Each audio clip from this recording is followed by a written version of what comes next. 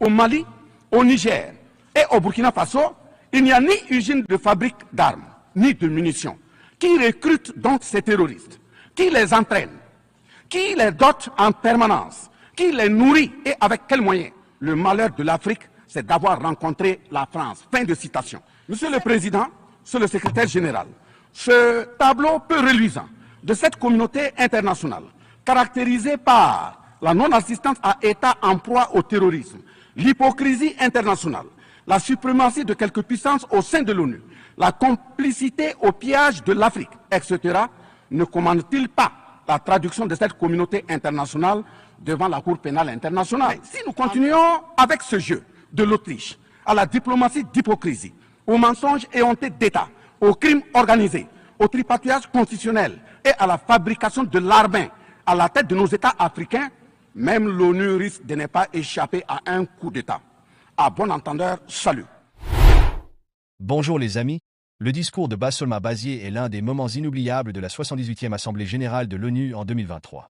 À travers des critiques acerbes contre l'impérialisme et le néocolonialisme, il défend avec force la souveraineté des nations africaines, appelant à la fin des ingérences extérieures et à la maîtrise totale de leur destin. Dans cette vidéo, je vous propose de revenir ensemble sur les points forts de cette intervention marquante qui fait écho aux aspirations profondes d'une Afrique résolument tournée vers l'autodétermination et la justice internationale.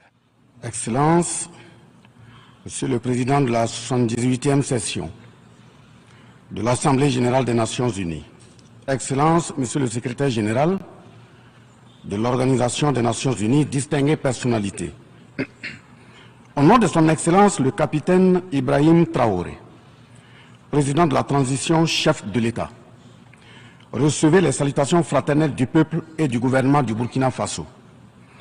Au nom du peuple burkinabé, je m'incline respectueusement sur la mémoire des grands leaders dans le monde qui ont fait rêver et espérer d'une société humaine juste et équitable à travers leur engagement, détermination et esprit de sacrifice.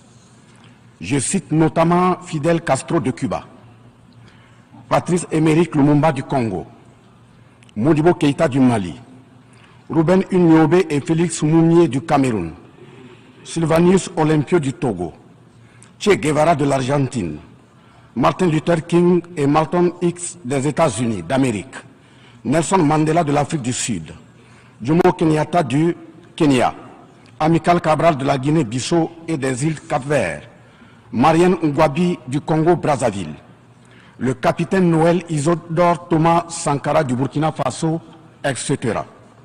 Ces leaders ont été pour la plupart exécutés de façon violente et d'autres assassinés à travers le feu des prisons et des empoisonnements.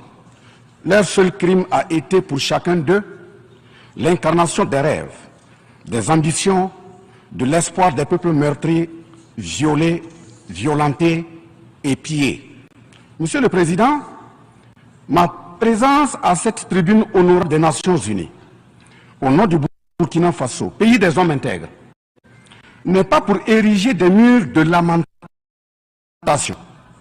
Je ne suis non plus pas là pour vous livrer finance, mais j'ai été plutôt mandaté en sacrifice pour vous dire que le mensonge d'État, l'hypocrisie diplomatique, la boulimie du pouvoir, la recherche effrénée du gain, l'esprit démoniaque de domination et d'exploitation de l'homme par l'homme sont les vraies plaies qui gangrènent notre vivre ensemble et font courir toute la société à sa perte, y compris donc notre organisation, l'ONU.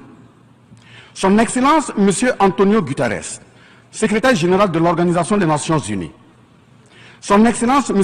Joe Biden, président des États-Unis, Son Excellence, M. Denis Francis, représentant permanent de la Trinité et Tobago auprès des Nations Unies, élu président de la 78e session de l'Assemblée générale, Son Excellence, M. Luis Inácio Lula da Silva, président de la République fédérative du Brésil, permettez-moi de reprendre ici des parties de vos propos, discours respectifs prononcés à cette même tribune, à l'ouverture de cette 78e session. Primo, je cite, « Nous sommes dans un monde sans dessus-dessous.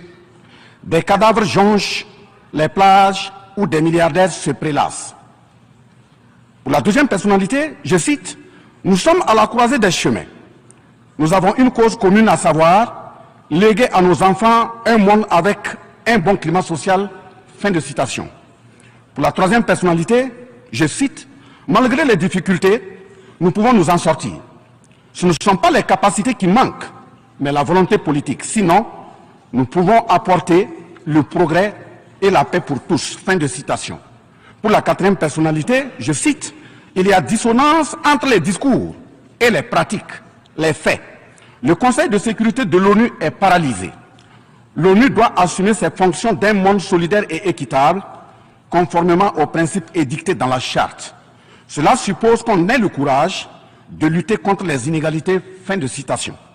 La quintessence des expressions de ces quatre autres personnalités signifie clairement que les inégalités dans le monde sont voulues, sinon qu'avec un minimum de courage et de volonté politique, nous pouvons, à défaut de les éradiquer, les améniser à leur congrue expression. En effet, chaque année, les discours pleuvent au même titre que les promesses et engagements. Les preuves de la dissonance entre les discours et les faits sur ces questions de principes contenus dans la charte de l'ONU, dont la justice, l'égalité, la dignité, l'intégrité, le droit à l'autodétermination, la souveraineté des États, l'inviolabilité du territoire et le respect du droit international, sont ce qui se passe en Libye, dans le Sahel, précisément sur le Niger, et sur la crise entre la Russie et l'Ukraine. D'abord, en Libye, suite à cette catastrophe diluvienne, des milliers de voix ont été fauchées, des milliers de vies donc ont été fauchées. Pour badigeonner nos consciences de tranquillité transparente, chaque nation se précipite pour présenter sa compassion, sa solidarité. C'est certes pour donner l'impression que nous vivons en société et que nous défendons des valeurs. L'honnêteté intellectuelle le recommande et l'histoire des consciences nous reflète que nous devons présenter nos sincères excuses au peuple libyen pour avoir été, collectivement et individuellement, par passivité condamnable ou par complicité active et inacceptable, aux côtés des bourreaux qui ont été la première catastrophe anthropique en Libye. C'est cette catastrophe qui a mis la Libye à genoux en la saccageant et tuant son guide avant que les eaux de déluge ne viennent l'endeuiller davantage. Nous renchérissons pour dire que l'ONU ne doit en aucun cas être un instrument dans les mains d'un quelconque pays. Les leaders panafricanistes qui se sont battus pour l'unité africaine, nos grands-parents qui sont tombés dignement sous les balles assassines des colons, les dignes fils africains qui se sont sacrifiés pour l'honneur sur le continent et qui ont lutté férocement contre la traite négrière et le néocolonialisme, ont eu leur sommeil de guerriers perturbé pour avoir entendu qu'une poignée d'enfants égarés de l'Afrique tiennent le Niger, telle une boule de coton, à l'envahisseur afin qu'il y mette le feu. Oui, cher continent africain, une poignée de tes enfants a décidé de t'humilier et de te vilipender à travers le mensonge éhonté d'État, en commençant par le Niger. Par conséquent, je lance un appel vibrant et solennel au peuple sénégalais, béninois, nigérian, ghanéen, tchadien, ivoirien, comorien, bissau-guinéen et tous les peuples d'Afrique à se mobiliser davantage dans la fraternité et la solidarité africaine afin d'éviter que les impérialistes mettent le feu au Niger, comme le cas de la Libye. Monsieur le Président, Monsieur le Secrétaire général, distingué personnalité, j'insiste à cette tribune de l'ONU et devant le monde entier que la CEDEAO, l'Union africaine et l'ONU doivent impérativement se muer en des organisations véritables des peuples en lieu et place de structures d'une minorité de chefs d'État. Elles ne doivent pas être utilisées et instrumentalisées pour déstabiliser des pays frères en assassinant leurs leaders.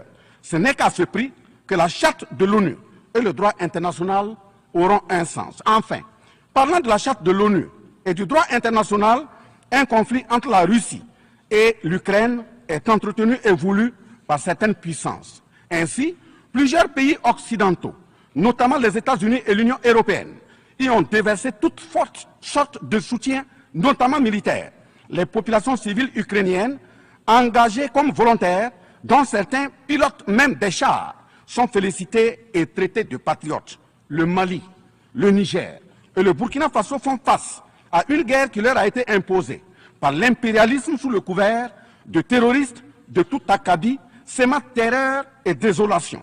Malgré l'existence de cette même charte des Nations Unies, avec ses principes d'égalité, de justice d'une part, et d'autre part, le même droit international invoqué, à cette tribune de l'ONU, il y a nettement un fossé abyssal dans le traitement des questions. En effet, prenant le cas du Burkina Faso, les populations civiles, face aux incursions barbares et meurtrières des terroristes, ont décidé de s'engager aux côtés des forces de défense et de sécurité.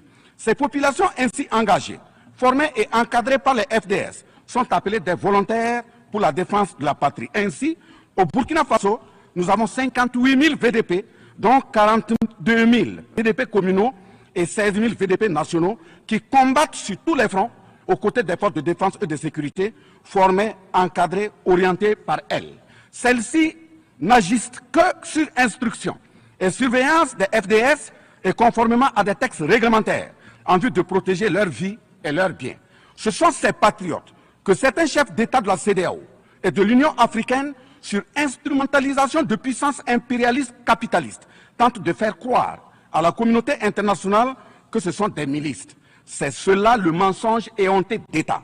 Monsieur le Président, si la communauté internationale était honnête et sincère dans son engagement contre le terrorisme, il ne perdurera point, de sorte à ce que des populations civiles s'engagent et se forment pour assurer leur propre défense.